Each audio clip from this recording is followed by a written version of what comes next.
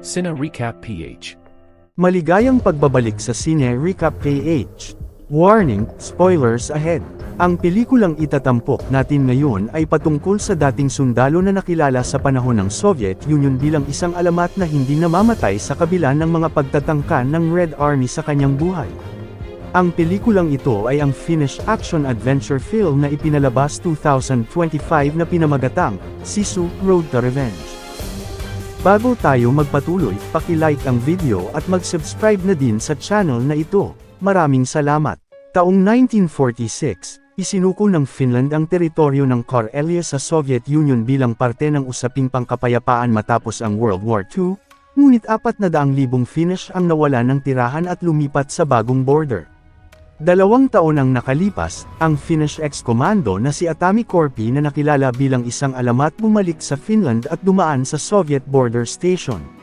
Mahigpit ang pag-iinspeksyon sa kanya ng mga gwardiya pero nakadaan din ito patungo sa Karelia kung saan sila nakatira noon ng kanyang pamilya, ngunit sa kasamaang palad bakas na lang ng nakaraan ang inabutan ni Korpi, naalala niya na lang doon ang asawa at 2 anak matapos silang walang awang pinatay ng Red Army sa panahon ng digmaan. Samantala, sa isang kulungan sa Siberia, ang bilanggo na nagngangalang Igor Dragunov binisita ng KGB agent isang intelligence security ng Soviet Union dahil ang pangkat niya ang nagwasak sa buong kanayunan at pumatay ng daan-daang sibilyan kabilang ang pamilya ni Korpi, kaya ito naghihiganti sa Red Army na pumatay ng 300 sundalo ng Soviet na nagbansag sa kanya ng immortal. Nalaman ng KGB agent na pumasok si Korpi sa Soviet Union 10 oras ang nakalipas, ipinadala niya si Dragunov para patayin ang maalamat sa pangako ng kalayaan at uuwing mayaman. Dahil kailangan din lisanin ni Korpi ang dating lupain na hawak na ngayon ng Soviet, binuklas niya ang kanyang bahay para mapakinabangan ng kahoy, isinakay niya ito sa dalang truck dahil balak niyang itayo muli ang bahay sa isang ligtas na lugar bilang pag-alala sa pamilyang nawala at sinunog ang mga natitirang hindi na mapakinabangan. Hindi nagtagal umalis na si Korpi para simulan ang paglalakbay patungo sa panig ng Finland, ngunit habang tinatahak nito ang daan may nakaharang sa daraanan niya na sasakyan ng militar. Isa pang sasakyan ang dumating sa likuran habang nilapitan ito upang makita ang kanyang pasaporte. Ibinigay ito sa sasakyan sa likuran kung saan naroon si Dragunov na nagpaplanong patayin ang alamat. Habang nasa sasakyan si Korpi napansin niya ang mga sundalo na tila kahinahinala, pero napaghandaan na niya ang balak nila kung saan paglapit nito naunahan niya ang may hawak ng pampasabog saka inatrasan ang isa pa. Matapos nito binunggo niya ang sasakyan sa harapan at dumiretso sa pagtakas, dumating pa ang ibang sundalo ni Dragunov at ipinahabol niya ito. May nakuhang armas si Korpi mula sa isang sundalo na tinangka siyang pasukin, nang magising ito ang pinaglagay niya ng bala sa baril habang patuloy silang nakikipaghabulan. Maya-maya pa naabutan nila Dragunov na nakahinto na ang sasakyan ng alamat, isa-isang bumaba ang mga sundalo niya pero napatay lahat ito at lumabas si Korpi na tinututukan sila ng baril. Nang subukang lumaban ang tao niya walang mintis na tinamaan ito ni Korpi pero iniwan niyang buhay si Dragunov nang hindi na ito lumaban. Nagpatuloy na siya sa paglalakbay habang hindi na makasunod si Dragunov matapos masira ang gulong. Nang maayos ang sasakyan dumating din ang mga tauhan niyang nakademotor at ipinahabol ito. Habang nagpapatuloy si Korpi sa biyahe nakasunod sa kanya ang mga nakamotor at pinalibutan ang kanyang sinasakyan, sinubukan niyang barilin ang isa sa kanila ngunit may suot na makapal na pananggalang ang mga ito. Sinubukan niya silang takasan pero mabilis lang itong nahabol ng motor. Pinalibutan siya ulit at inakyat ang truck buti na lang nagawa nitong makaiwas at naihulog ang kalaban na napatay ni Dragunov. Sumalakay din sa kanya ang iba pa kung saan inakyat na naman ito mula sa likuran.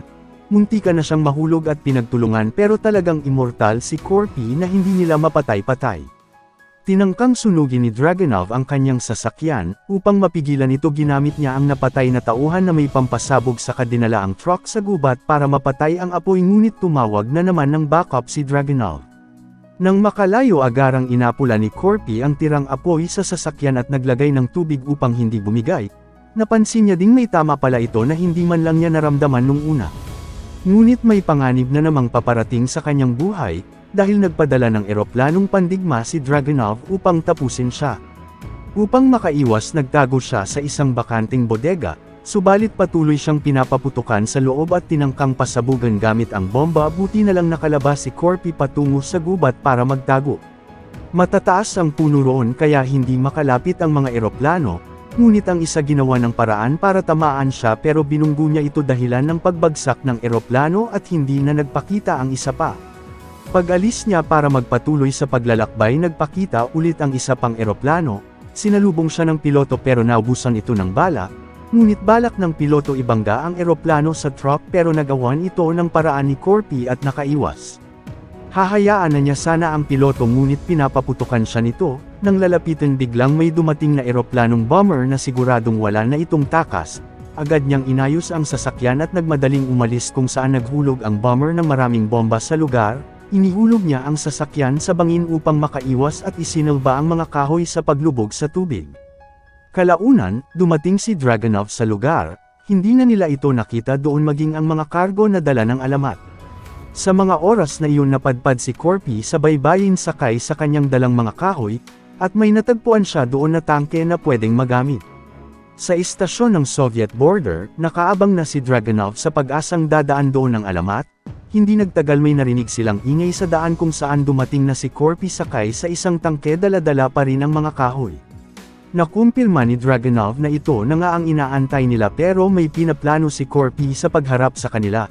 Napalibutan ng pampasabog ang sinasakyan niyang tangke upang ito ang gamitin para mapaangat ang tangke sa ere at makaiwas sa mga kasundaluhan, subalit dahil sa malakas na impact hindi na kinaya ni Corpy kaya isinunod niya ang pangalawang plano bago ito sumuko.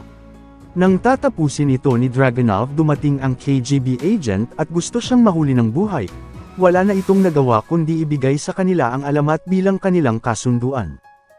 Sa ngayon bihag na si Corpy ng intelligence security at pinapahirapan, dumating doon si Dragunov upang aminin na siya ang pumatay sa kanyang mag-ina noon sa brutal na pamamaraan, naiyak na lang sa galit si Corpy sa mga nalaman na makaharap ang taong may kagagawan ng pagkawala ng pamilya.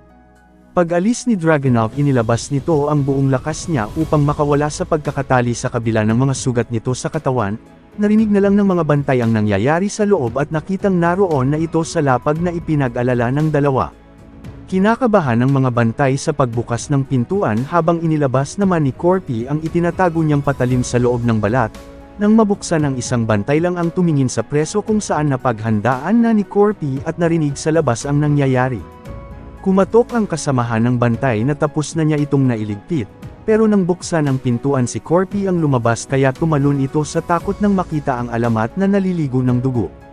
Samantala, ang KGB agent at ang mga kasamahan nito nagdidiwang sa matagumpay na pagkakahuli sa tinatawag na alamat, hindi naman makapag-antay si Dragunov sa premyo na ipinangako nila sa kanya pero ipinagliban muna ito ng KGB agent upang unahin ang magpakasaya. Sa mga oras na iyon nasa labas na ng tren si Corpy para sa pinaplanong paghihiganti sa pagpatay sa pamilya, pinasok niya ang mga bagon na puno ng mga sundalong natutulog at dahan-dahang dumaan sa kanila, upang hindi makatawag ng pansin kung saan muntikan na itong mahuli buti na lang nagawa niyang makalabas. Ngunit ganun din ang sitwasyon sa kabilang bagon na napasok, dahan-dahan ulit itong umiiwas pero biglang may dumating mula sa kabilang pintuan. Bago pa siya mahuli nagawa niya itong mapatay maging ang nakakita sa kanyang nagising pinatahimik na niya din at nagpatuloy, pero tumulo ang dugo sa ilalim at may nabasag na bote sa sahig. Upang makaiwas tiniis ni Corpy ang bubog para makatawid ngunit nagising ang isang sundalo na nagawa nitong mapagtagwan, subalit madaming sakit ang pinagtiisan niya na muntikan ng mauwi lahat sa wala, nagawa niya ding makalabas ngunit ganun pa din ang kabilang bagon na puno ng mga sundalo. Umakyat na si Corpy sa itaas suot ang nakuhang damit sa napatay na sundalo, ngunit nang dahil sa matinding usok hindi nito nakita ang tubo dahilan nang mahulog siya pabalik sa bagon na puno ng maraming sundalo. Nakaharap niya sa laban ang mga naroon ngunit masyado silang marami, nagtago na lang siya sa patay na katawan upang magkubli na inakala ng mga sundalo na patay na nila ito. Pero lumabas si Corpy na may dalang malakas na kalibre ng armas, pinaulanan niya ng bala ang mga sundalo ngunit napansin ni Dragunov ang nangyayari sa labas kung saan tinadtad ni Corpy ng bala ang lahat. Lumabas si Dragunov upang suriin ang sitwasyon at nang malaman niyang nakatakas ang alamat, pinutol nito ang tren upang hindi na ito makasunod sa kanila. Paglabas ni Corpy naghiwalay na ang tren palayo sa kanila, pero may nakita itong missile sa tabi. Pagbalik ni Dragunov sa nagkakasiyahang KGB agents, pinatay niya ang mga ito para kunin ang nararapat para sa kanya na ibinigay din sa kanya ng agent ang pangako nilang kabayaran sa pagkakahuli sa alamat, pero tinuluyan pa din ito ni Dragunov. Samantala, nakasunod ang ibang sundalo sa pinangyarihan ng bakbakan, pero inabot sila ng pagsindi ng rocket kung saan ginamit ni Corpy ang bomba upang habulin ang pumatay sa pamilya. Sa tren may nararamdaman si Dragunov na kakaibang paggalaw ng paligid kung saan sobrang bilis ng pagdating ni Corpy, at dumiretso sa loob ng bagon kung saan nagkaharap ang dalawang alamat sa laban ngunit nakaramdam ng panghihina si Corpy sa kanyang mga pinagdaanan. Nadaig ito ni Dragunov kung saan nagulpi ang alamat na pumatay ng 300 sundalo, minaliit ni Dragunov ang kakayahan niya dahil naghahangad itong may ibubuga siya sa kanya ngunit hindi na makalaban pa si Corpy. Nang makakita ng pala si Dragunov, hinampos niya ito dahilan ng mapatalsik si Corpy sa labas at ipinagmamalaking mas malakas siya sa tinatawag na alamat. Pero hindi pa sumusuko si Corpy, tinanggal niya ang bolt na nakakabit sa bomba, dumiretso ito kay Dragunov pero huminto rin ito sa harapan niya. Nagpaiwan na si Corpy kasama ng kanyang mga kargamento, nang makalayo doon na tuluyang sumabog ang bomba na sobrang lakas at ramdam sa buong paligid. Kalaunan, sa border ng Finland ang mga sundalong bantay nakarinig ng may paparating sa kanilang direksyon, sa wakas narating na din ni Corpy ang kanyang bansa na mano-manong pinaandar ang sinasakyan dala-dala pa din ang kanyang mga kargamento. Hinarang siya ng sundalo upang alamin ang pagkakakilanlan nito, nang makita ang kanyang pasaporte agad siyang nakilala na ang maalamat na dating komando ng Finland. Matapos ang mga nangyari, itinayo na ulit ngayon ni Corpy ang sarili niyang bahay sa ligtas na lugar at malayo sa lahat, ngunit may dumating na mga kalalakihan na inakala nitong naghahanap na naman ng gulo, gusto lang pala siyang tulungan sa paggawa ng kanyang bahay na hindi rin ito lubos akalain na may tutulong sa kanya. Dito na nagtatapos ang ating kwento, sana nagustuhan nyo. I-like ang video at mag-subscribe na din sa channel na ito. Maraming salamat sa panunood, hanggang sa muli. Paalam!